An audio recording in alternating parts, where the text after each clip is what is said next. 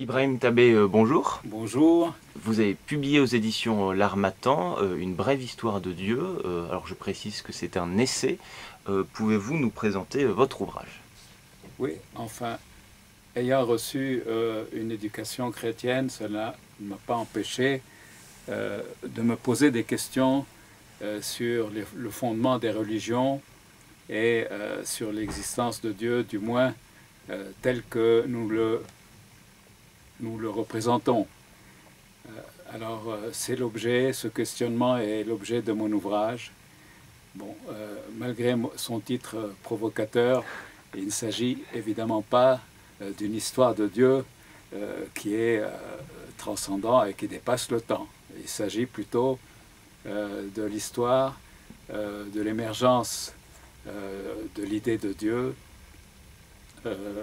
et de son évolution, émergence qui a débuté il y a quelques milliers d'années au néolithique. Bon, pourquoi brève histoire du temps? Parce que justement, par rapport à l'âge de l'Homo sapiens, qui a 100 000 ans, ce concept n'a démarré qu'il y a 8 000 ans. Et le titre est inspiré de la brève histoire du temps, le fameux livre de Stephen Hawking.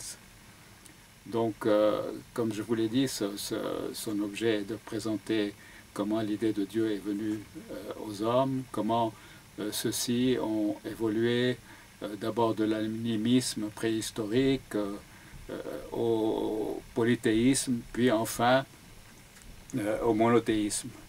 Donc j'aborde plus particulièrement l'histoire des trois religions monothéistes, bon, le judaïsme qui a été le précurseur, le christianisme et enfin l'islam. Bon, s'agissant du christianisme, bon, j'aborde la question des controverses christologiques et trinitaires qui ont abouti, disons, au concept de Trinité et à la divinisation du Christ.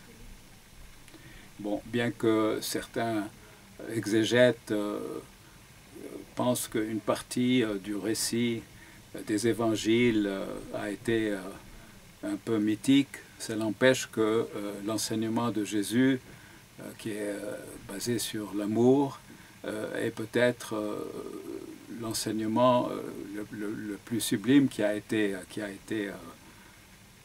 conçu dans l'histoire de l'humanité, qui est supérieur aux autres enseignements comme celui de Bouddha, etc. Malheureusement, bon, l'Église et les chrétiens ont souvent, disons, renié cet enseignement et leur comportement n'a pas été toujours exemplaire à travers l'histoire. Bon, s'agissant, donc, on peut dire que les chrétiens n'ont pas toujours été fidèles à l'enseignement du Christ. Bon, contrairement, disons, aux musulmans, par rapport à l'enseignement et à l'exemple de Mahomet. Bon, Mahomet a été également un chef d'État et un chef de guerre. Bon, une partie de son enseignement également est basée sur la compassion, mais une autre partie est carrément une incitation à se battre pour imposer aux autres, disons, l'islam. Donc en cela, je pense que les musulmans ont été plus fidèles à l'enseignement de Mahomet que les chrétiens à l'enseignement du Christ. Bon, la dernière partie de mon livre pose le problème des relations entre la religion, la science et la philosophie.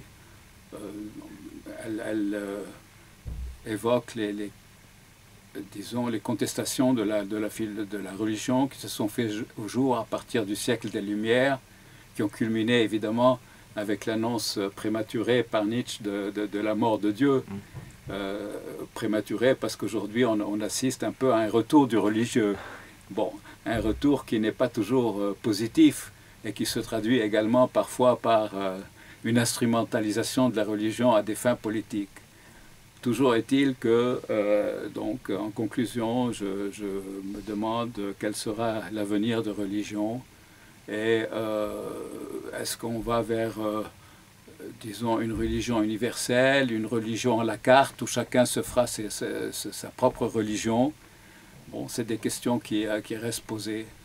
De même qu'il se peut que l'humanité du 3e millénaire ou de la fin du 3e millénaire jette sur nos religions actuelles le même regard que nous jetons sur les mythes de l'Égypte ancienne et sur leurs livres sacrés. Bon, on ne sait pas très bien comment ça va évoluer. Voilà un peu, en quelques mots, ce que je raconte dans mon livre.